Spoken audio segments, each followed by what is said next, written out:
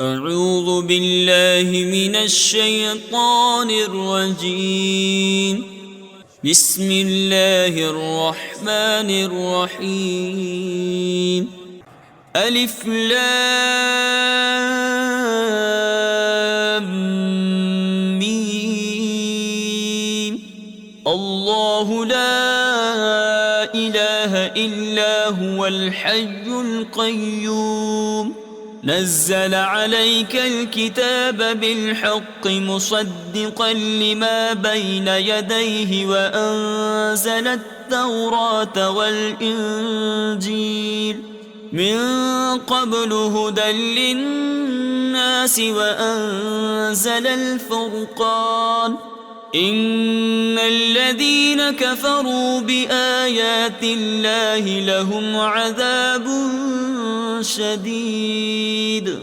والله عزيز ذو انتقام. إن الله لا يخفى عليه شيء في الأرض ولا في السماء. هو الذي يصوركم في الأرحام كيف يشاء. لا إله إلا هو العزيز الحكيم. هو الذي أنزل عليك الكتاب منه آيات محكمات هن أم الكتاب وأخر متشابهات. فأما الذين في قلوبهم زيغ فيتبعون ما تشابه منه ابتغاء الفتنة وابتغاء تأويله وما يعلم تأويله إلا الله. والراسخون في العلم يقولون آمنا به كل من عند ربنا وما يذكر إلا أولو الألباب. ربنا لا تزغ قلوبنا بعد إذ هديتنا وهب لنا من لدنك رحمة إنك أنت الوهاب. ربنا إنك جامع الناس ليوم لا ريب فيه إن الله لا يخلف الميعاد. إن الذين كفروا لن تغني عنهم أموالهم ولا أولادهم من الله شيئا وأولئك هم وقود النار. كدأب آل فرعون والذين من قبلهم كذبوا بآياتنا فأخذهم الله بذنوبهم والله شديد العقاب. قل للذين كفروا ستغلبون وتحشرون إلى جهنم وبئس المهاد. قد كان لكم آية في فئتين التقتا فئة تقاتل في سبيل الله وأخرى كافرة يرونهم مثليهم رأي العين والله يؤيد بنصره من يشاء. إن في ذلك لعبرة لأولي الأبصار. زين للناس حب الشهوات من النساء والبنين والقناطير المقنطرة من الذهب والفضة من الذهب والفضة والخيل المسومة والأنعام والحرث ذلك متاع الحياة الدنيا والله عنده حسن المآب قل أنبئكم بخير من ذلكم للذين اتقوا عند ربهم جنات تجري من تحتها الأنهار خالدين فيها وأزواج مطهرة ورضوان من الله والله بصير بالعباد الذين يقولون ربنا إننا آمنا فاغفر لنا ذنوبنا وقنا عذاب النار الصابرين والصادقين والقانتين والمنفقين والمستغفرين بالأسحار شهد الله أنه لا إله إلا هو والملائكة وأولو العلم قائما بالقسط لا إله إلا هو العزيز الحكيم إن الدين عند الله الإسلام وما اختلف الذين أوتوا الكتاب إلا من بعد ما جاءهم العلم بغيا بينهم ومن يكفر بآيات الله فإن الله سريع الحساب فإن حاجوك فقل أسلمت وجهي لله ومن اتبعني وقل للذين أوتوا الكتاب والأميين أأسلمتم فإن أسلموا فقد اهتدوا وإن تولوا فإنما عليك البلاغ والله بصير بالعباد إن الذين يكفرون بآيات الله ويقتلون النبيين بغير حق ويقتلون الذين يأمرون بالقسط من الناس فبشرهم بعذاب أليم أولئك الذين حبطت أعمالهم في الدنيا والآخرة وما لهم من ناصرين ألم تر إلى الذين أوتوا نصيبا من الكتاب يدعون إلى كتاب الله ليحكم بينهم ثم يتولى فريق منهم وهم معرضون ذلك بأنهم قالوا لن تمسنا النار إلا أياما معدودات وغرهم في دينهم ما كانوا يفترون فكيف إذا جمعناهم ليوم لا ريب فيه ووفيت كل نفس ما كسبت وهم لا يظلمون قل اللهم مالك الملك تؤتي تؤتي الملك من تشاء وتنزع الملك ممن تشاء وتعز من تشاء وتذل من تشاء بيدك الخير إنك على كل شيء قدير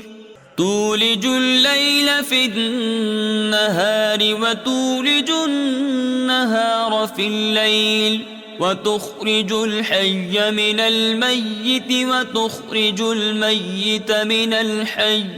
وترزق من تشاء بغير حساب لا يتخذ المؤمنون الكافرين أولياء من دون المؤمنين ومن يفعل ذلك فليس من الله في شيء إلا أن تتقوا منهم تقاه ويحذركم الله نفسه وإلى الله المصير قل إن تخفوا ما في صدوركم أو تبدوه يعلمه الله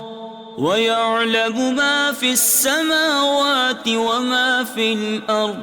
والله على كل شيء قدير يوم تجد كل نفس ما عملت من خير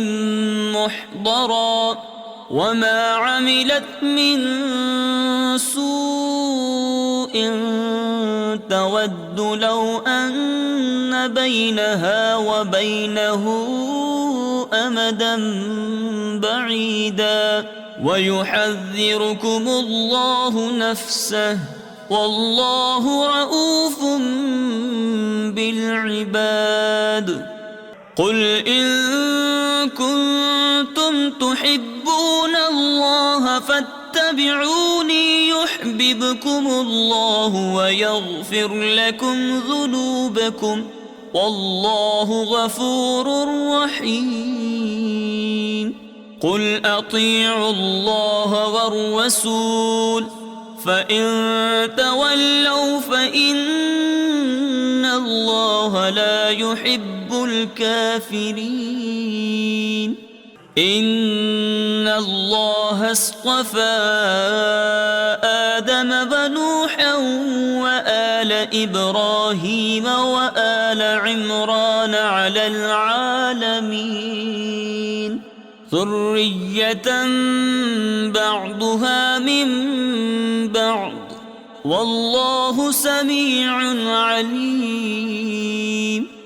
إذ قالت امرأة عمران رب إني نذرت لك ما في بطني محررا فتقبل مني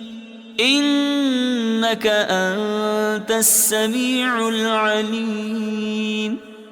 فلما وضعتها قالت رب إني وضعتها أنثى والله أعلم بما وضعت وليس الذكر كالأنثى وإني سميتها مريم وإني أعيذها بك وذريتها من الشيطان الرجيم فتقبلها ربها بقبول حسن وأنبتها نباتا حسنا وكفلها زكريا كلما دخل عليها زكريا المحراب وجد عندها رزقا قال يا مريم أنى لك هذا قالت هو من عند الله إن الله يرزق من يشاء بغير حساب. هنالك دعا زكريا ربه قال رب هب لي من لدنك ذرية طيبة إنك سميع الدعاء. فنادته الملائكة وهو قائم يصلي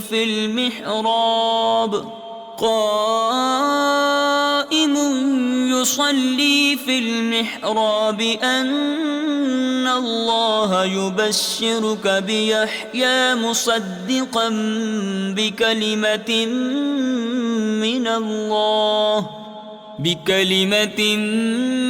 من الله وسيدا وحصورا ونبيا من الصالحين. قال رب أنى يكون لي غلام وقد بلغني الكبر وامرأتي عاقر. قال كذلك الله يفعل ما يشاء. قال رب اجعل لي آية. قال آيتك ألا تكلم الناس 3 أيام إلا رمزا واذكر ربك كثيرا وسبح بالعشي والإبكار. وإذ قالت الملائكة يا مريم إن الله اصطفاك وطهرك واصطفاك على نساء العالمين. يا مريم اقنتي لربك واسجدي واركعي مع الراكعين. ذلك من أنباء الغيب نوحيه إليك وما كنت لديهم إذ يلقون أقلامهم أيهم يكفل مريم وما كنت لديهم إذ يختصمون. إذ قالت الملائكة يا مريم إن الله يبشرك بكلمة منه اسمه المسيح عيسى بن مريم وجيها في الدنيا والآخرة ومن المقربين ويكلم الناس في المهد وكهلا ومن الصالحين. قالت رب أنى يكون لي ولد ولم يمسسني بشر قال كذلك الله يخلق ما يشاء إذا قضى أمرا فإنما يقول له كن فيكون. ويعلمه الكتاب والحكمة والتوراة والإنجيل ورسولا إلى بني إسرائيل أني قد جئتكم بآية من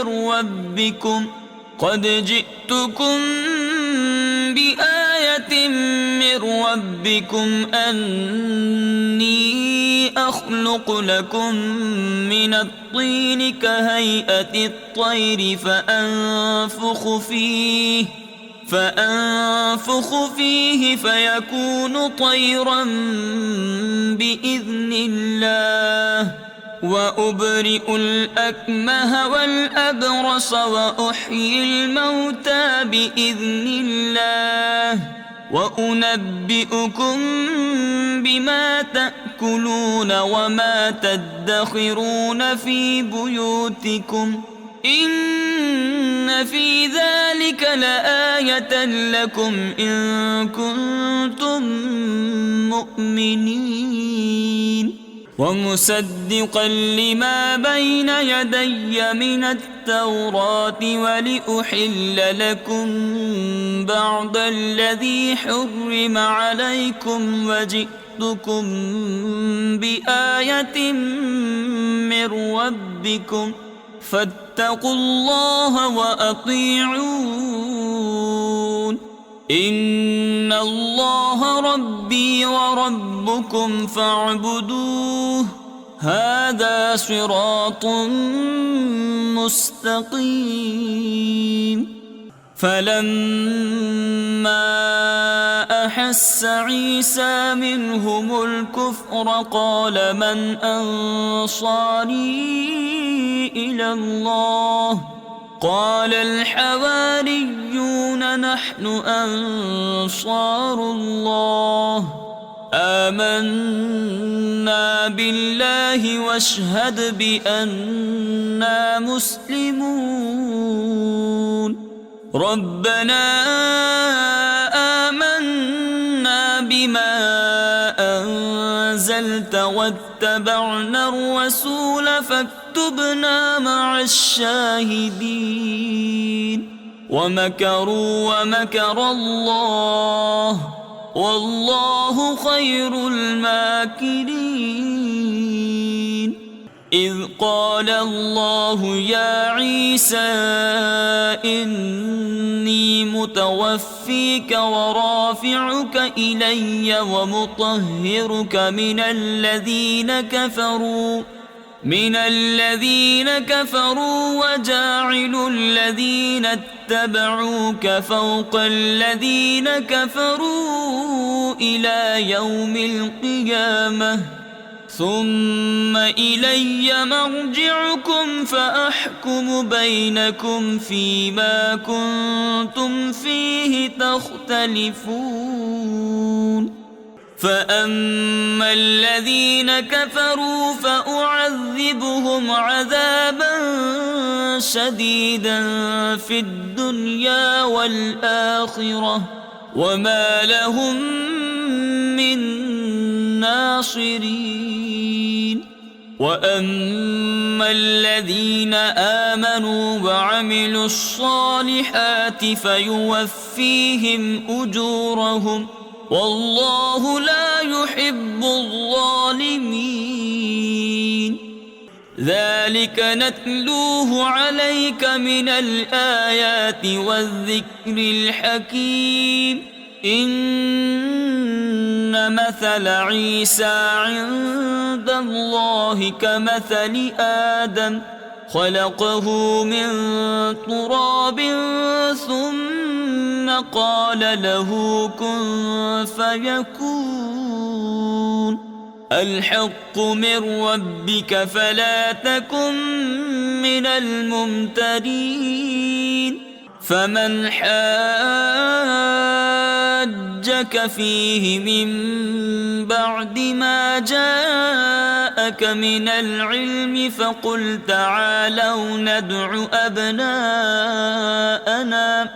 فقل تعالوا ندع أبناءنا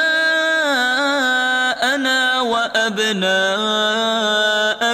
ونساءكم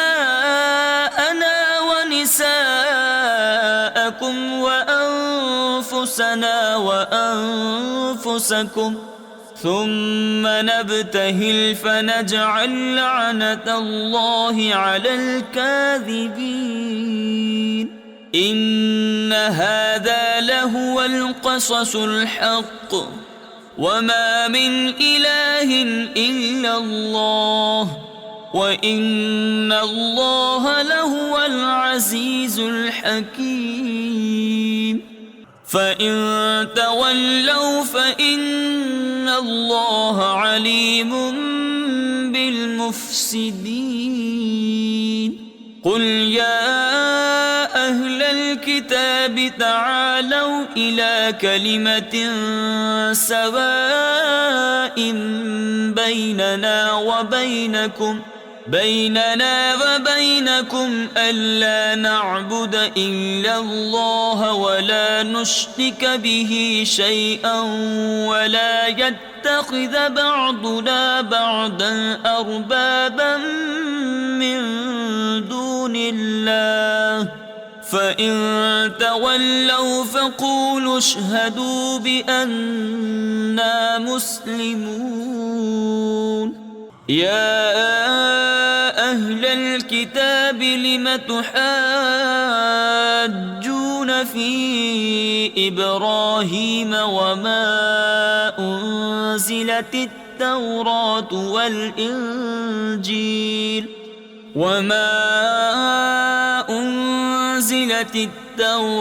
والإنجيل إلا من بعده أفلا تعقلون ها أنتم هؤلاء حاججتم فيما لكم به علم فلم تحاجون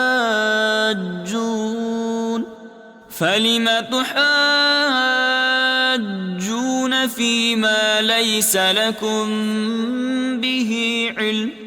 والله يعلم وأنتم لا تعلمون ما كان إبراهيم يهوديا ولا نصرانيا ولكن كان حنيفا مسلما وما كان من المشركين إن أولى الناس بإبراهيم للذين اتبعوه وهذا النبي والذين آمنوا والله ولي المؤمنين ودت طائفة من أهل الكتاب لو يضلونكم وما يضلون إلا أنفسهم وما يشعرون يا أهل الكتاب لم تكفرون بآيات الله وأنتم تشهدون يا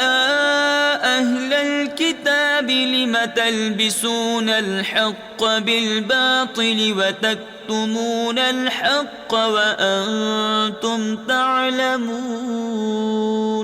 وقالت طائفة من أهل الكتاب آمنوا بالذي أنزل على الذين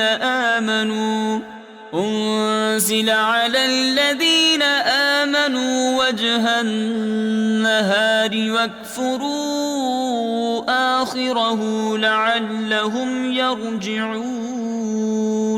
ولا تؤمنوا إلا لمن تبع دينكم قل إن الهدى هدى الله أن يؤتى أحد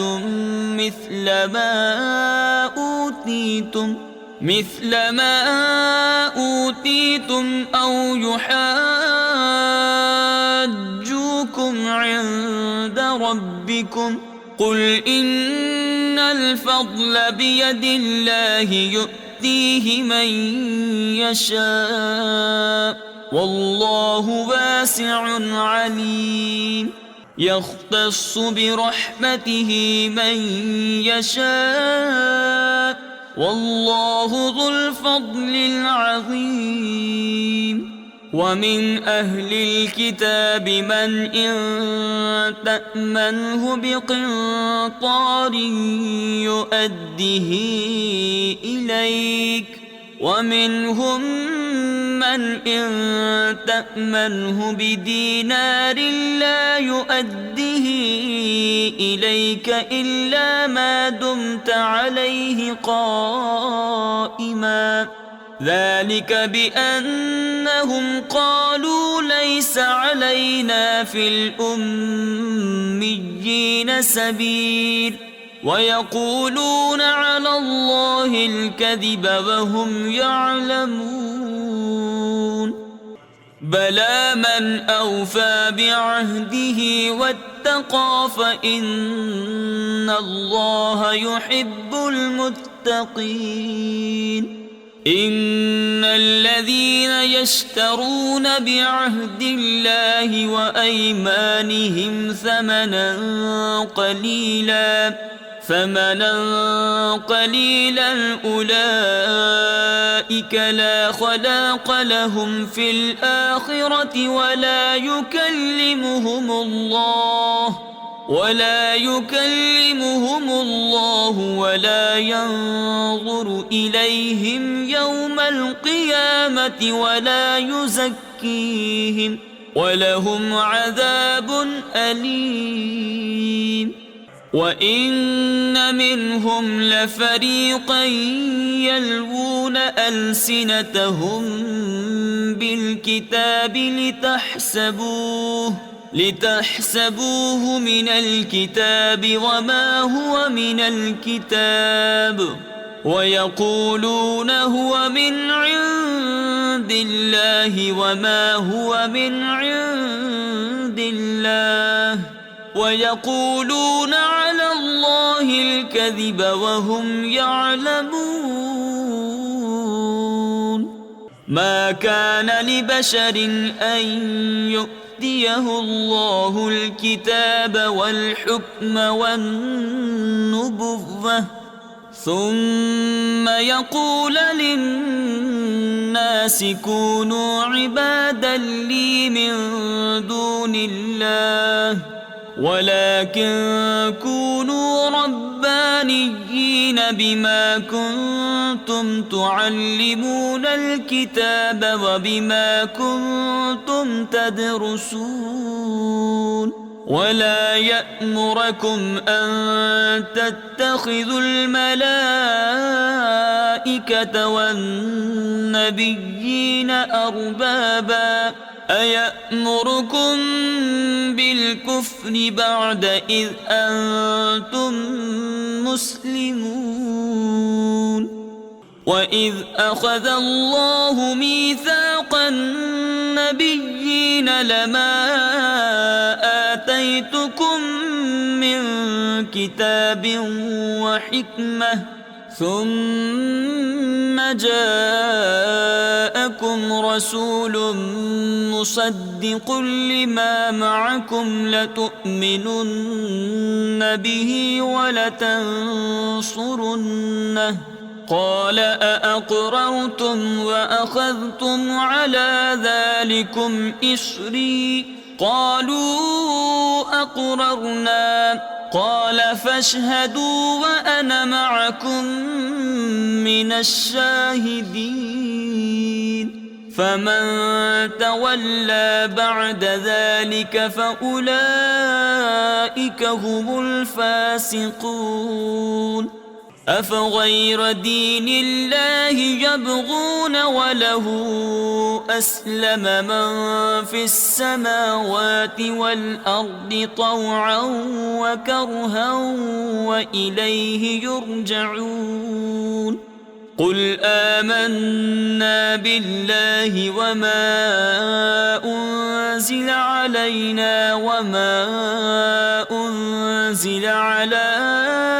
إبراهيم وإسماعيل وإسحاق وما أنزل على إبراهيم وإسماعيل وإسحاق ويعقوب والأسباط وما أوتي موسى وعيسى والنبيون من ربهم لا نفرق بين أحد منهم ونحن له مسلمون ومن يبتغ غير الإسلام دينا فلن يقبل منه وهو في الآخرة من الخاسرين. كيف يهدي الله قوما كفروا بعد إيمانهم وشهدوا أن الرسول حق وجاءهم البينات والله لا يهدي القوم الظالمين. أولئك جزاؤهم أن عليهم لعنة الله والملائكة والناس أجمعين خالدين فيها لا يخفف عنهم العذاب ولا هم ينظرون إلا الذين تابوا من بعد ذلك وأصلحوا فإن الله غفور رحيم. إن الذين كفروا بعد إيمانهم ثم ازدادوا كفرا لن تقبل توبتهم وأولئك هم الضالون.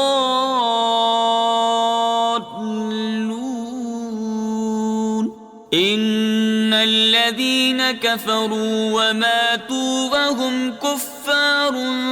فلن يقبل من أحدهم ملء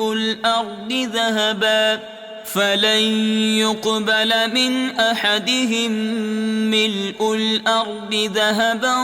ولو افتدى به أولئك لهم عذاب أليم وما لهم من ناصرين. صدق الله العظيم.